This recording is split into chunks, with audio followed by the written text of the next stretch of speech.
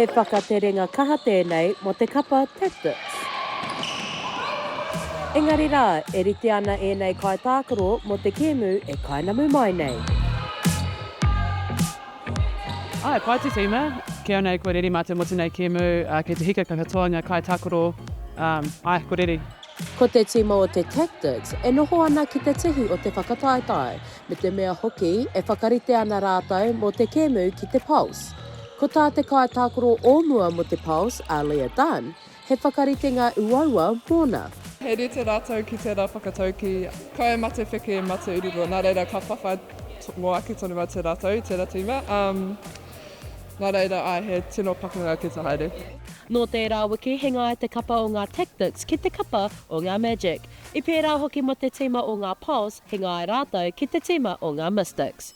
E noho ana e nei tima e rua, te kapa Pulse me te kapa Tactix ki te tihi o te whakataetai nei, heoi anō. Mā tēnei kēmu e kainamu mai nei, e whakamohio mai kia mātou, ko wai ka whai hua, ka noho rānei te kapa o ngā Tactix ki te tihi o te taumata.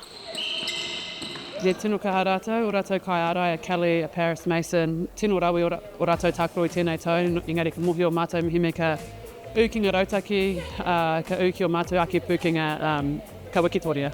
Ka rea no te kapa nei kia eke ki te tūranga tuatahi o te whakataetai. He hia no rātou, kia eke ki te taumata I mua I te wehenga o te kai whakahaere matua a Marianne Delaney Hoshuk.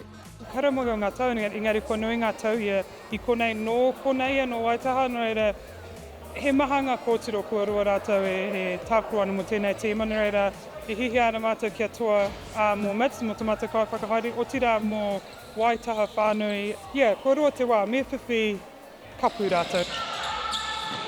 Ka tū te kēmu hei tēnei mane ki te kapa o te Pulse, hei te haurua mai I te whitu karaka I te pō. Shakayla Andrews-Alapaki, Tahu News.